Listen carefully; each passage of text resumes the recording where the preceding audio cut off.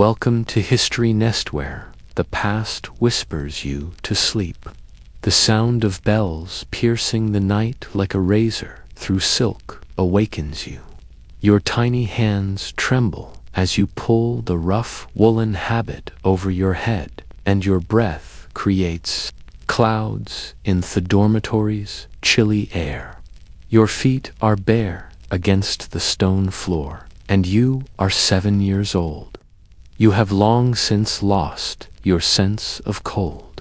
20 other girls are moving around you in complete quiet, their features as white as candle wax in the weak light coming in through the little windows. A young girl, perhaps 5 years old, fumbles with her robes. You wish to assist her, but you recall Margaret's experience last week when she comforted a screaming infant in a whisper. 3 days without eating. Her knees bled through her stockings after 3 days of kneeling on dry peas strewn all over the church floor. It's not a school here. It's not a sanctuary here. In the year 1247 AD, here is Whitby Abbey in Yorkshire, England. Because of your father's political maneuvers to forge an alliance with the church, you are stuck here against your will. 6 months ago, those big oak doors closed behind you, ending your childhood. Your mother will never be seen again. You will never laugh without permission or sprint through fields. You will never experience the warmth of a family hearth or eat honey pastries. Rather, you will learn over the following 10 years that silence is your only ally, that hunger is holiness, and that absolute obedience is necessary for survival. If you love learning about the hidden facts of history, think about clicking the like button and subscribing for more content like this before delving into these lost tales of survival and pain. Additionally, kindly let me know where you're listening by leaving a comment below. It's amazing to me that we're studying these old tales from around the globe together, bound together by our mutual interest in the past and transcending time and location. At 4 in the morning, dawn shows up with the first bell. Here, a morning only carries responsibility rather than warmth or promise. 5-year-olds, whose bodies are rigid from sleeping on cold floors, stagger out of their straw pallets in spaces where rodents dart between the stones and breath freezes. Girls from aristocratic families were placed in the dormitory at Shaftesbury Abbey in Dorset, which was established in 88 AD like unwanted furniture. In 1043 AD, Lady Jiva of Mercia sent her youngest daughter, Edith, here. In the game of medieval power, children, especially daughters, were considered expendable currency, and political alliances required sacrifice when the girl was just 4 years old. The Abbey's chronicles, which were meticulously documented in Latin by Opus Elfgu, contain portions of Edith's story. She claimed that Parvula Edith cries uncontrollably for 3 days and nights. The chill of the morning causes her tears to freeze on her cheeks. We only speak Latin here, yet she uses the Saxon language to call for her mother. She has to come to terms with the fact that God is her sole father and that her mother is now dead. Imagine these kids blundering through their initial weeks, once meticulously braided by devoted attendants. Their hair is now coarsely trimmed to avoid vanity. Scratchy woolen habits that chafe against flesh, unaccustomed to such coarseness, took the place of their silky silk gowns. Once shielded by elegant gloves, their hands are now damaged and bleeding from prolonged work and the cold. At the age of 6, Lady Matilda Fitzwalter was transported to Godstow Abbey near Oxford in 1185 AD. Years later, She penned a letter to her sister that was smuggled in. I recall the sensation o' firmin on my cheek and the taste of March anguish. All I remember now is the sensation of rough hemp against my skin and the taste of barley.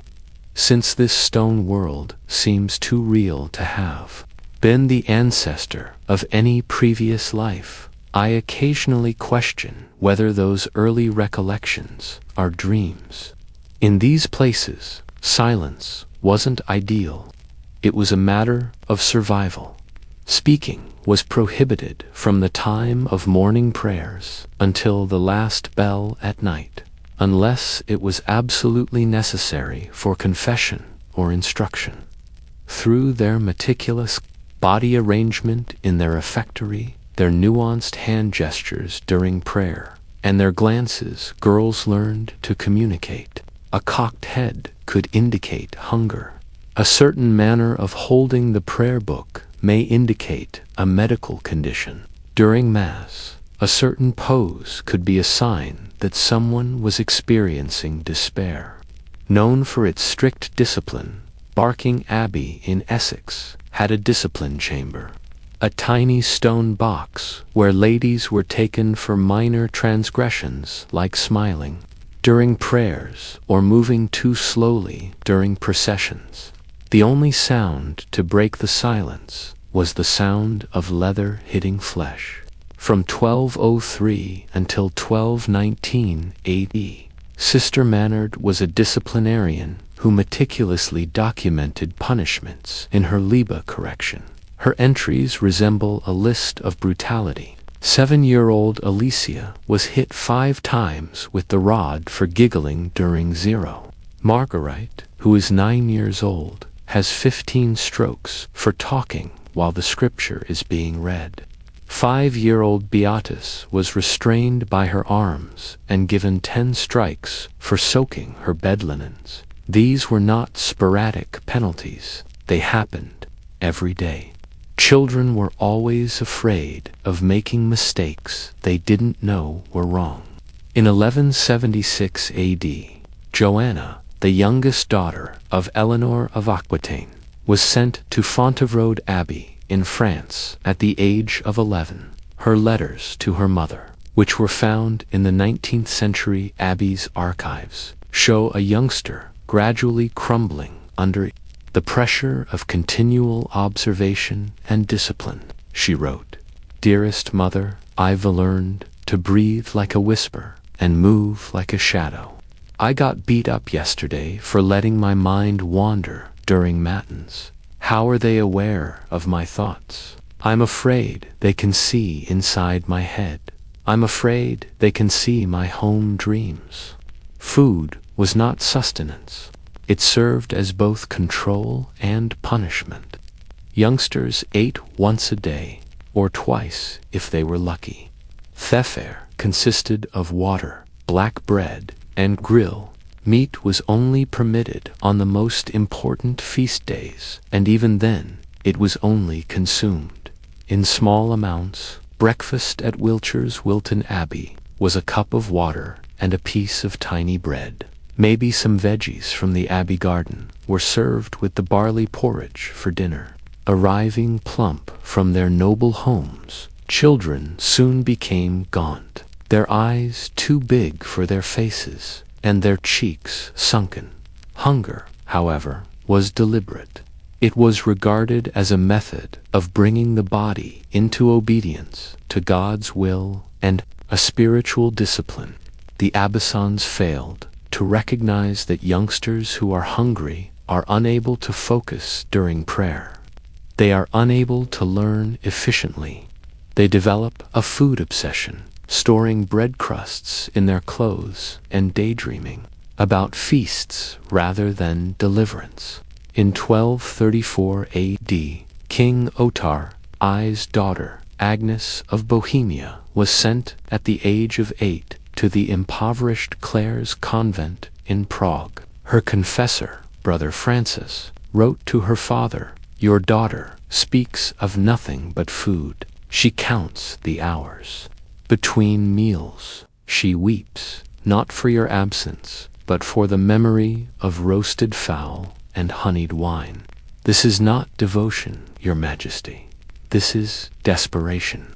Winter in these stone fortresses was particularly brutal. Heating was minimal, limited to small fires in the chapter house and perhaps the scriptorium. Dormitories remained unheated, even when snow piled against the windows and ice formed on the water basins. Children slept in shared beds, huddled together for warmth, often 3 or 4 to a narrow straw mattress at Nayminster Abbey in Winchester. Built in 1002 AD, the dormitory was a long, narrow hall with no windows and only one small fireplace at the far end. Girls slept fully clothed, wearing every piece of clothing they owned, and still woke with frostbite on their fingers and toes. Lady Isabel de Clare, sent to Amesbury Abbey in Wiltshire in 1248 AD, at age 6, wrote in her adult memoir, "I remember the sound of teeth chattering in the darkness, like castanets played by invisible hands." Marie, the girl next to me, was from Normandy and was only 5 years old. She cried for her nurse every night and didn't speak English. She refused to rise one February morning. She had violet blue lips. We never mentioned her again after they dragged her away while we said our morning prayers. She seemed to have vanished from the world. Death was not unusual and was frequent. Children perished from malnourishment, disease, the cold, and hopelessness. According to Abbey's figures, the neonatal mortality rate for females under 10 is around 30%. These deaths were reported objectively, devoid of emotion or inquiry. The death roll lists for the year 1209 AD at Shaftesbury Abbey on the feast of St. Michael. 5-year-old Johanna passed away from a fever. On the feast of St. Luke, Marguerite, who was 7 years old, passed away from a wasting illness. Beat, who was 6 years old, passed away from consuming alcohol on St. Martin's Day. No family notices, no surnames, and no ornate funerals. They were laid to rest in the convent cemetery in unmarked graves. They reduced their lives to brief notes in accounting records. When education did exist, it was restricted to memorizing prayers and minimal Latin literacy. The majority of kids just learned enough to read their prayer books. Only a small group of people, typically only those destined for administrative roles within the convent, were taught to write. There was almost no mathematics. History was restricted to the lives of saints and biblical tales, because it could cause people to doubt God's secrets. Science was viewed as hazardous at Wiltshire's Loch Abbey. Established in 1229 AD, the curriculum included studying the lives of female saints, learning to embroider church garments, and memorizing the Psalms. In her charter, the Abbey's founder, Lady Ella of Salisbury, stated, "Let the young maids learn submission through Scripture, patience through needlework, and humility through the study of those holy women who suffered for Christ." No research into literature outside of religious texts, no study of moth, and no study of medicine or healing were mentioned. These kids were being taught to obey rather than think.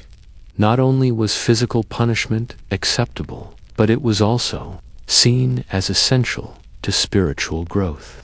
The instruments of salvation were the strap, the rod, and the fasting discipline. Youngsters who displayed any originality or individualism were thrashed until they fit in. Phoebus Dame Joan Vaux was well known in England for her severe ways, and the rule at Dartford Priory in Kent established in 1355 AD, was, "Spare not the rod, for it is through suffering that the young soul learns to love God above all earthly things." In her chamber she stored a set of willow switches, each bearing the names of the girls under her supervision. When parents visited their daughters, they observed the welts on their backs and arms, but remained silent. Questioning Theobis was tantamount to questioning God. From 1298 to 1315 AD, Sister Marguerite of Hainaut, a novice mistress at Poissy Abbey in France, kept a secret journal. "I hit young Blanche 20 times today for asking why God permits misery. She, who is 8 years old, questioned why her younger brother died if God loves kids." These kinds of inquiries are risky. They cause skepticism, and skepticism undermines faith. She learned better from suffering than from logic, because reason breeds perdition. Night prayers frequently disrupted sleep. Firmiton's children were roused at midnight, Lord's again at 3, and Prime again at dawn. Chronic sleep deprivation added stress on their developing bodies, which were already compromised by inadequate nutrition and cold. In 1176 AD, Rosamond Clifford, the mistress of Henry II, was buried in Godstow Abbey, where the night bells rang so loudly that the children fell into a weird walking slumber, roughly cognizant, their eyes open but blind, their voices joining in unison mantras they had learned by repetition rather than comprehension. They would rise and perform prayers. Lady Alice Fitzhugh, who spent 12 years at Godstow, beginning in 1289 AD, wrote to her niece, "I learned to pray in my sleep to Jenny Fleck, while dreaming, and to sing psalms, while my mind wandered through memories of sunlight and laughter. We were like clockwork dolls, wound up each morning and set in motion by the bells. I feared that if the bells ever stopped, I would collapse entirely, for I had forgotten how to move without their command."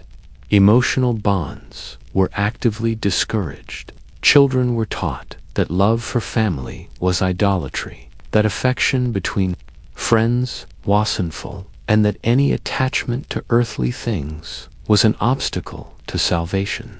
At Stowe Abbey in Bedfordshire, where John Bunyan would later find inspiration for Pilgrim's Progress, girls were forbidden from forming particular friendships.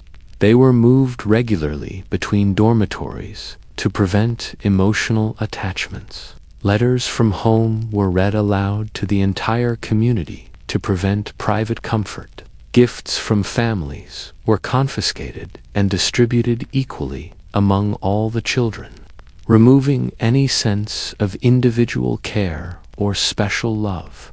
Dame Clemens of Barking, who ruled Barking Abbey from 1173 to 1186 AD, instituted a policy of spiritual detachment that forbade girls from speaking of their families or their lives before entering the convent. "The past is death," she proclaimed.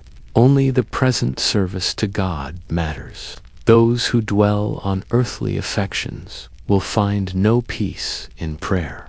Children who mentioned their parents or siblings were punished with solitary confinement in stone cells, where they were fed only bread and water until they agreed to release their worldly attachments. Young Lady More de Brass, sent to a in Herefordshire in 1235 AD, Adage 7, wrote in her secret diary, "I try to remember my mother's face, but it grows dimmer each day."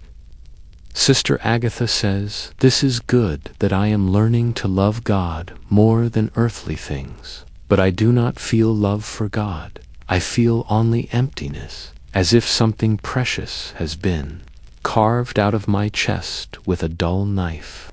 I pretend to be holy, but inside I am becoming hollow. Physical abuse extended beyond formal punishment. Children were regularly struck for minor infractions, pinched for inattentiveness, and slapped for showing emotion. At Romey Abbey in Hampshire, where the future Saint Christina of Marquette sought refuge in 1114 AD, the daily routine included what was euphemistically called correction. This involved the systematic use of physical intimidation to enforce compliance. Children learned to flinch at sudden movements, to keep their eyes downcast, and to speak only when spoken to. The scriptorium at Shaftesbury Abbey contains a manuscript illuminated by a young girl named Adelheid in 1267 AD. In the margins, barely visible, she drew tiny figures of children with tears streaming down their faces. These marginalia were discovered only in 1923, when the manuscript was being restored. Art historians believe these were secret messages, ways of expressing pain and fear that could not be spoken aloud. The figures are crude, but emotionally powerful. Stick children with enormous eyes, hands pressed to their mouths, and bodies bent as if in perpetual fear. Sexual abuse, while not officially acknowledged, was documented in confession records and private letters. At Twelby in Hampshire, founded in 986 AD, Father Edmund the Confessor wrote to his bishop in 1278 AD, "I am troubled by what I hear in the confessional. Young girls talk about how older nuns have touched them inappropriately and forced them totally with sisters in order to stay warm, upsetting their innocence. They fear punishment for resisting, so I'm not sure how to counsel them. However, these behaviors are undoubtedly harming their souls." Following allegations from multiple noble families, church officials looked into Dame Agnes of Huntington, who was abbess at Stow Abbey from 1257 to 1281 AD. Unseemly behavior with the younger maids and methods that corrupt the innocent are described. In letters exchanged between Bishop Hugh of Lincoln and the Archbishop of Canterbury, when D. Magnus gave the church large financial gifts, and the accusers were threatened with excommunication if they persisted in their charges, the investigation was discreetly abandoned. In 1284 AD, Lady Isabel de Fortibus, daughter of the Earl of Devon, was expelled from Canons Abbey in Devon after she wrote to her father in code about malevolent touches in the night. William de Fortibus, her father, wrote to King Edward, "My daughter speaks of things that cannot be named, of sisters who come to her bed in the night and do unholy things. When I demanded answers from Theobis, she claimed my daughter was mad with religious fervor, but I have seen the marks on her body, the fear in her eyes. I will not leave her in that place of corruption." Medical care was primitive and often dangerous. Children who fell ill were treated with bloodletting, purging, and prayer. At Wilton Abbey, the infirmary was a small stone room with no windows and minimal heating. Sick children were isolated from the community and left to recover or die with minimal intervention. The Abbey chronicler's sister, M. Tilde, wrote in 1245 AD, "Little Constance suffers from a fever that burns her flesh, gives her stretched tongues. We've given her bitter herbs and bled her 3 times, but she keeps becoming weaker. According to the OPs, it is God's desire that her suffering might buy us all grace." Herbal medicine was practiced by some of the elder nuns, but it was often mixed with superstition and religious ritual. At Amesbury Abbey, Sister Beatus, the herbalist, kept detailed records of treatments. For fever in children, mix wormwood with holy water and blessed salt. If the child continues to burn, apply leeches to the temples while reciting Wusher Amoris. Should the fever break, give thanks to Saint Daner.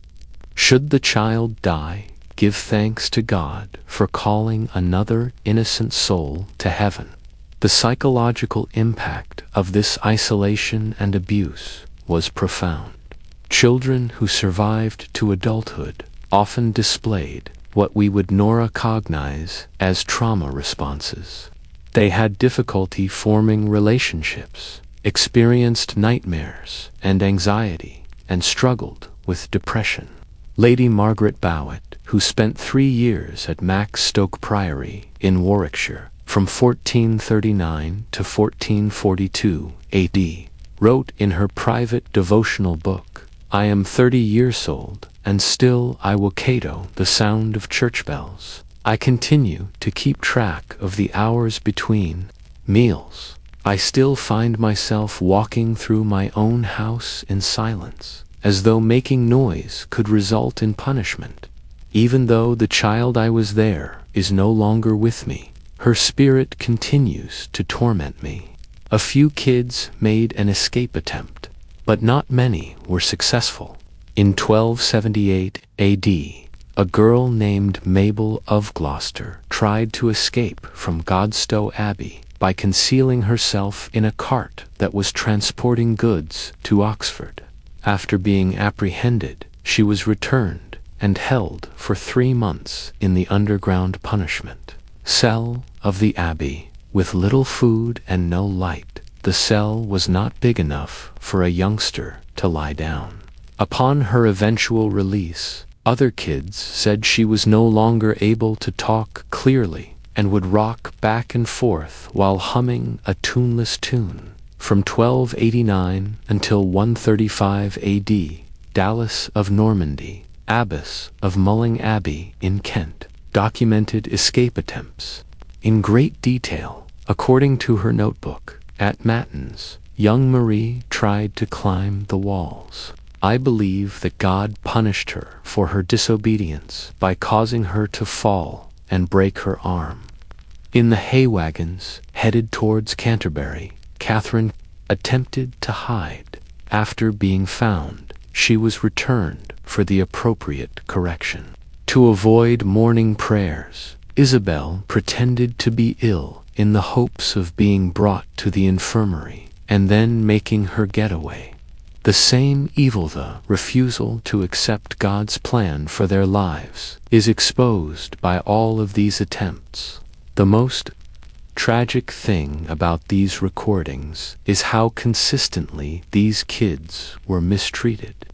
They came with their own personalities, tastes, and aspirations. Their spirits were crushed under the weight of complete obedience, and they were changed into empty vessels for holy devotion. Sister Euphemia wrote at Barking Abbey, the chronicler, apparently with satisfaction.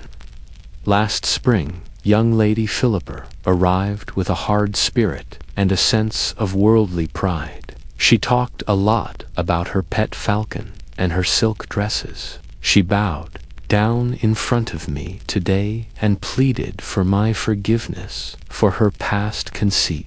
She has asked for more penances, a further reduction in her meals, and an even shorter trim for her lovely hair.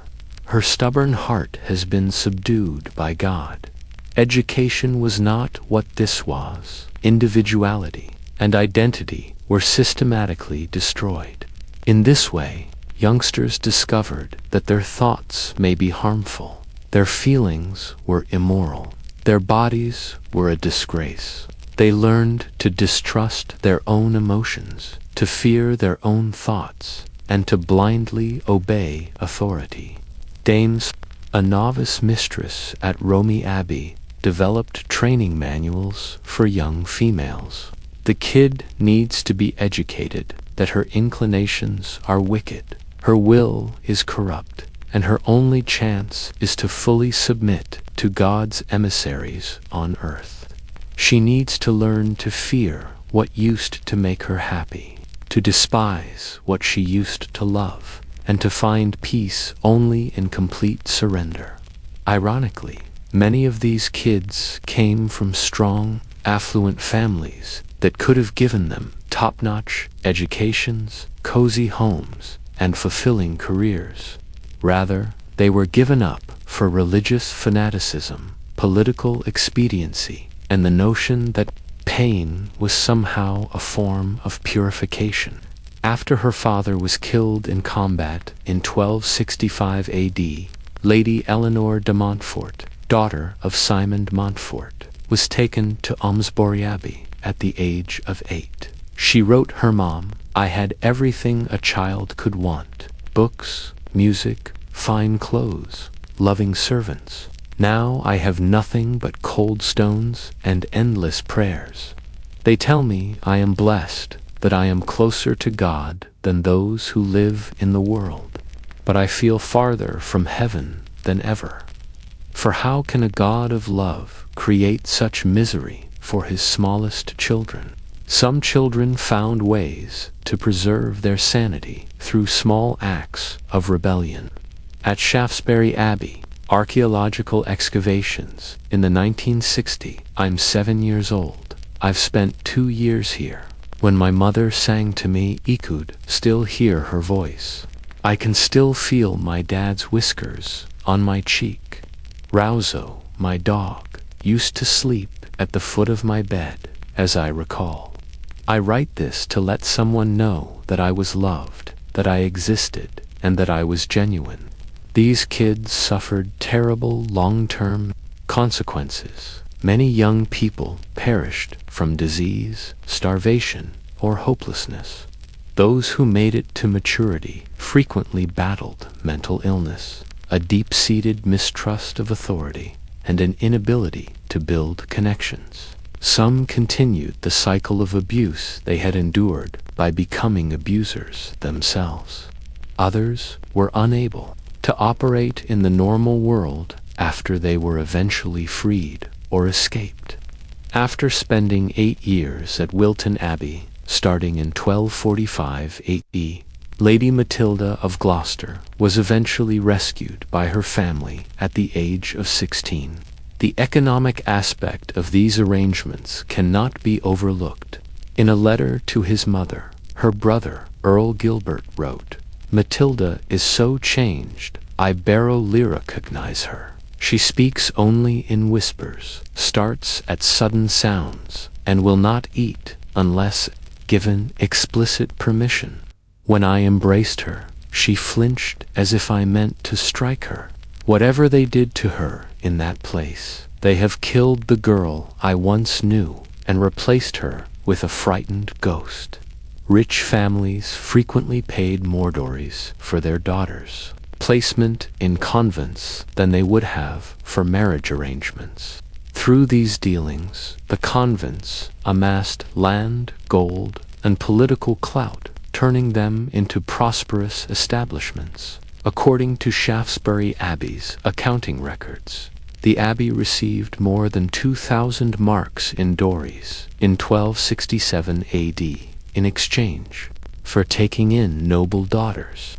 This was a huge amount, which is now worth millions of dollars. Theobald of Carrow Abbey, from 1342 to 1359 AD.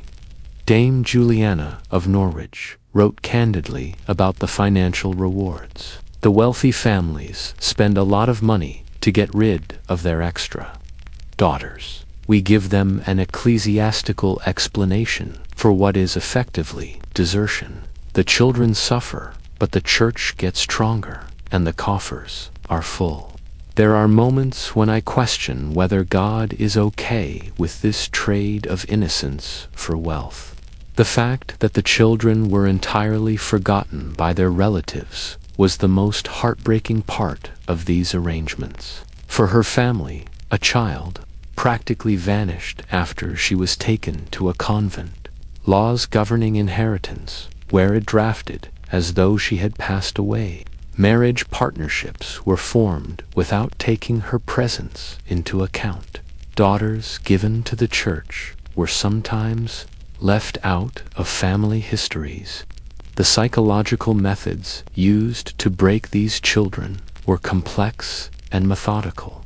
Lady Agnes Devesky, who was sent to Arden Priory in Yorkshire in 1308 AD at the age of 5, wrote 20 years later, "I have received no word from my family since the day I entered this place. I do not know if my parents live or have died. I do not know if my brothers have married or had children. I am a ghost to them, and they are ghosts to me. Sometimes I wonder if my family was real or if I dreamed them in another life. They were kept apart from all they knew, watched over all the time, punished for showing emotion, and only rewarded for total obedience." In Nunton Priory, in Yorkshire, the regulation read, "The young maid must be watched always, for in solitude she may remember her former life and grow sorrowful. When she weeps, she must be corrected. When she smiles, she must be questioned. When she speaks of home, she must be punished. Only when she shows neither joy nor sorrow, but perfect indifference to all earthly things, has she achieved the proper state of grace." Modern psychologists would recognize these techniques as systematical abuse, designed to create a learned helplessness and complete dependency. The children were taught that they were powerless, that resistance was futile, and that their only hope lay in absolute obedience to their captives. At Barking Abbey, the novice mistress de Moynier wrote, "A properly trained child should move like a shadow and speak and behave like a prayer book. She shouldn't have any personal preferences, beliefs, or aspirations, according to her superiors. She ought to be a blank vessel, ready to be filled with God's will." Especially heartbreaking are the few stories of kids who remain resilient in the face of years of abuse. During her 6 years at Amesbury Abbey, starting in 1282 AD, Lady Marguerite de Clare kept a secret journal in a coded script she created. Her writings show a young girl who, in spite of intense pressure to fit in, is trying to maintain her identity. "My name has been appropriated, and I am now known as Sister Scholastica. My hair has been removed, and a scratchy cloth has been placed over my head. They have seized my voice and demanded stillness. Yet, despite their best efforts, they are unable to take my thoughts.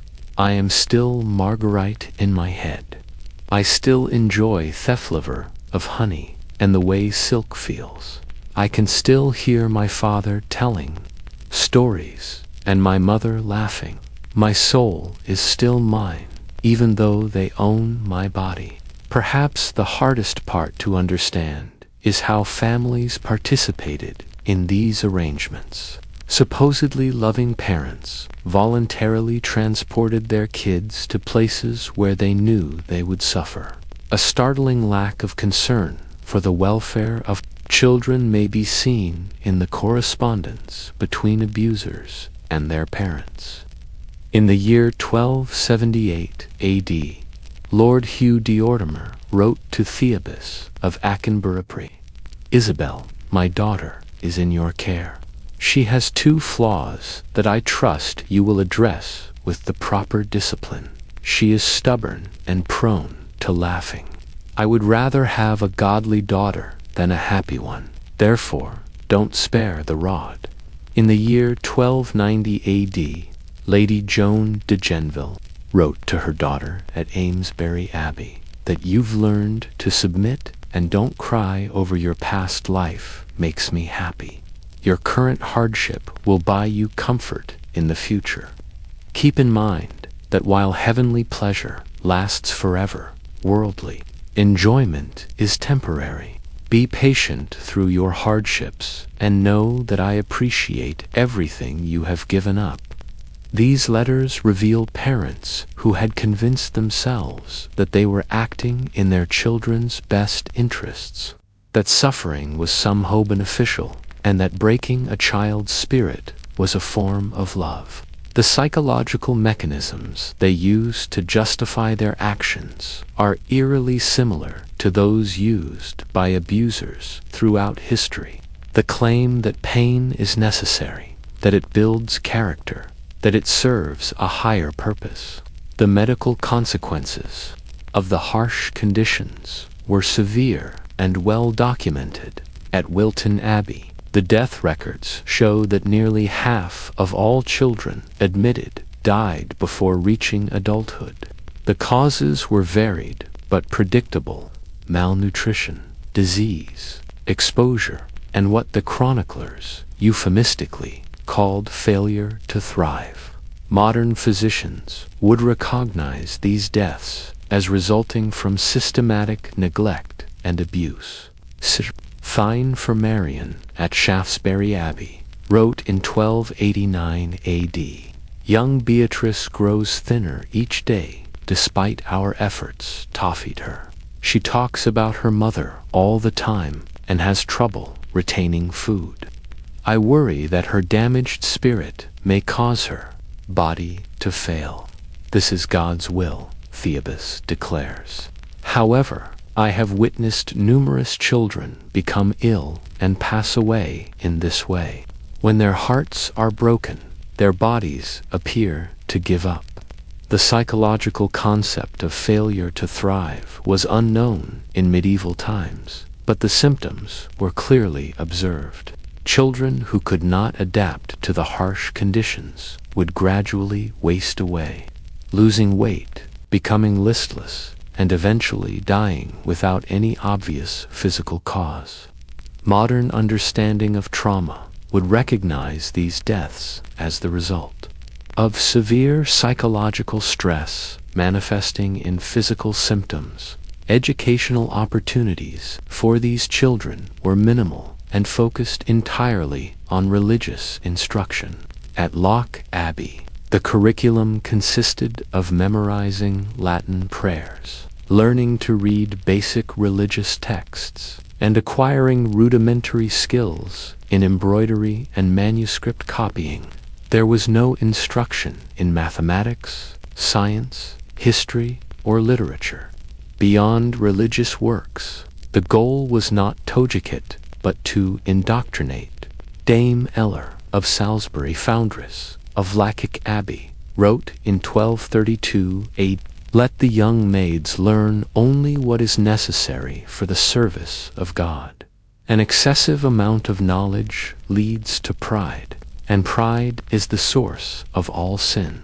It would be better for them to stay uninformed about the outside world and unadulterated in their devotion than to be cunning in their discourse and corrupt in their souls."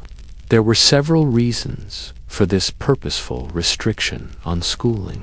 It guaranteed that the children would not be able to live independently in the outside world, kept them reliant on their religious teachers, and stopped them from cultivating critical thinking abilities that could lead to challenging authority. When children who had spent their early lives in convents were eventually freed, they frequently found themselves wholly unprepared for secular life. These institutions frequently had intentionally harsh physical conditions. Character building features were unheated dormitories, cold stone floors, and sparse furniture. In 1278 A.D., a visiting bishop at Godstow Abbey said that the dormitory was darker than a dungeon and colder than a tomb. The mattresses were made of straw pallets that were set directly on the ground and covered with flimsy, insufficiently warm woolen blankets. Because there were few and tiny windows, there was a constant twilight, which added to the depressing and gloomy atmosphere. Washing water was scarce and frequently frozen during the winter.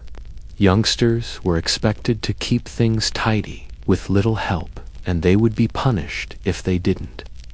A visiting physician at Barking Abbey wrote in 1285 AD, "The children here are so preoccupied with their bodily discomfort that they cannot attend to their prayers. They shiver through Mass, they fidget during lessons, and they dream of warmth instead of salvation." The rule at Romsey Abbey was, "Cleanliness is next to godliness, but comfort is the enemy of devotion. The young maids shall wash in cold water, and find joy in their discomfort, for it reminds them of their mortal nature and their need for divine grace." The psychological effects of constant discomfort cannot be overstated.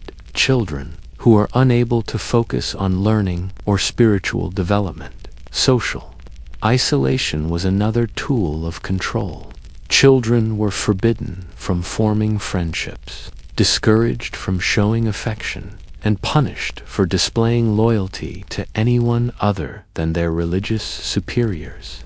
At Elto Abbey, the rule stated, "Particular friendships are the devil's snare. The young maids will adore everyone equally, without exception. They are not allowed to give or receive presents, divulge secrets, or express preference for one companion over another. They must set aside their hearts exclusively for God." This isolation created profound loneliness and despair. Children who had been torn from loving families found themselves surrounded by peers, but unable to form meaningful connections. The natural human need for companionship and affection was treated as sinful, creating additional guilt and shame. Lady Alcidaeus, who spent 5 years at Nunton Priory, beginning in 1301 AD, wrote, "I am surrounded by other children, but I am more isolated than if I were the only person alive. We are prohibited from offering friendship, consoling one another, and sharing our pains. Each of us is drowning in our own misery, like islands in a sea of stillness." This relentless maltreatment had serious, long-term psychological effects. Symptoms that contemporary psychologists would identify as complicated post-traumatic stress disorder were frequently present in children who lived to adulthood. They struggled to build relationships, trust people, and be Many turned into abusers themselves because they couldn't imagine raising children without severe punishment and emotional deprivation. D. Margaret of Anjou, who Becamibus of Amesbury Abbey in 1315 AD, after spending her childhood there, wrote, "To a fellowibus, I know no other way to train children than as I was trained. The rod and the harsh word were my teachers, and they shall be teachers to the children in my care. I sometimes wonder if there might be gentler methods, but I fear that kindness breeds weakness, and weakness breeds sin." The cyclical nature of abuse was particularly evident in the religious orders. Women who had been brutalized as children often became the brutalizers of the next generation, perpetuating systems of cruelty that continued for centuries. At Shaftesbury Abbey, the same methods of discipline and control were used from the 12th century through the dissolution of the monasteries. In the 16th century, passed down from one generation of Phabaces to the next, like a deadly inheritance. The economic exploitation of these children was also significant. Their labor was valuable to the convents, and they were expected to work long hours, in addition to their religious duties. At Wilton Abbey, girls as young as 6 were assigned to the scriptorium, where they spent hours copying manuscripts in cramped conditions that damaged their eyesight and stunted their physical development. Abbey's account books show that the sale of manuscripts copied by child labor generated substantial income for the institution. Lady Constance of Brittany, who spent 7 years at Wilton Abbey, beginning in 1287 AD, wrote, "My hands are permanently stained with ink from countless hours of copying. My slouch over manuscripts has bent my back. It was dark, and I had to strain my eyes to see. Here, we are not students. We are workers masquerading as beginners." It was no better for the kids who worked in the kitchens. Girls as young as 5 were tasked with assisting with dinner preparation at Barking Abbey, handling sharp blades and boiling water with no oversight. Cuts and burns were frequent and met with scant compassion. The Abbey chronicler noted, young Matilda burned her arm severely while stirring the porridge. She bore the pain without crying, which shows proper spiritual development. Pain teaches patience, and patience teaches devotion. Perhaps most tragic were the children who never fully broke, who maintained some spark of their original selves, despite years of systematic abuse. These children often suffered the most, as their resistance was seen as evidence of spiritual corruption, requiring ever more severe correction. At Godstow Abbey, a girl named Johanna of Winchester spent 3 years in various forms of punishment for her refusal to stop asking about her family. She was eventually confined to a cell so small she could not stand upright, fed only bread and water, and forbidden all human contact except for daily interrogations about her willingness to submit. The records of her questioning, preserved in Abbey's disciplinary files, reveal a child of extraordinary courage, slowly being destroyed by institutional cruelty. "I asked again if God truly wants children, Tosifer," she told her interrogators. "I asked why prayer feels like poison in my mouth. I asked why I dream of my mother's face if I am supposed to forget her. These questions come from my heart, not from the devil. Why is my heart so evil?" After 6 months of solitary confinement, Johanna's questions stopped. She emerged from her cell, silent and obedient, her eyes empty of the fire that had once burned there. The Abbey chronicler wrote with satisfaction, "Johanna has finally achieved the proper state of submission. She no longer discusses her past life or poses difficult questions. Her spirit of rebellion has been vanquished by God." Conquest, however, did not bring redemption. It was devastation. Heaven was not being prepared for these kids. Hell on earth was being prepared for them, trained to accept misery as normal, abuse as love, and quiet as virtue. In the name of sanctity, the very things that made people human curiosity, love, and hope were methodically suppressed. Many of these youngsters were eventually set free when Henry VIII disbanded the monasteries in the 1530s. For most, however, liberation arrived too late. Convent women were unable to cope in the outer world after living in them their entire lives. They were unable to build healthy relationships, comprehend secular life, or possess any practical skills. Some went insane from the shock of unexpected freedom, some withdrew into hermitages, and many became beggars. Following the dissolution, Lady Margaret Pole, who had spent her childhood in Sean Abbey, wrote, "The cage has been opened, but the bird has lost its ability to fly. I stand in sunlight and feel just terror. I hear laughter, but I don't know what that means. I am not living, but I am free." No woman could sprout from the remains of the infant they slaughtered so completely. These children's experiences serve as a reminder that institutional abuse is not a recent development. The deliberate erasure of childhood in the name of a greater good has long existed, and the arguments put up by medieval abbesses reverberate across the ages in the statements of all those in positions of authority who have ever maintained that cruelty has a noble purpose. As you sleep in your cozy bed tonight, think of the kids who slept on chilly stone floors, who cried into straw pillows without saying a word, and who dreamed of their mothers' faces they were not allowed to see.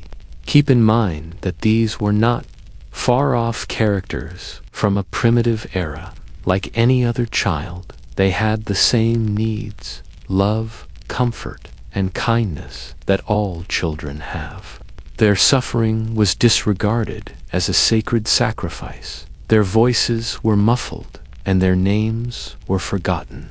However, their tales endure in the margins of manuscripts, in the spaces between stones, and in the hushed confessions of dying nuns. They serve as a reminder that the weakest people always bear the cost of unquestioned power, and that no cause, no matter how noble, can excuse the soul destruction of a kid.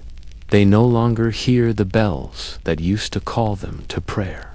They were imprisoned by crumbling stone walls.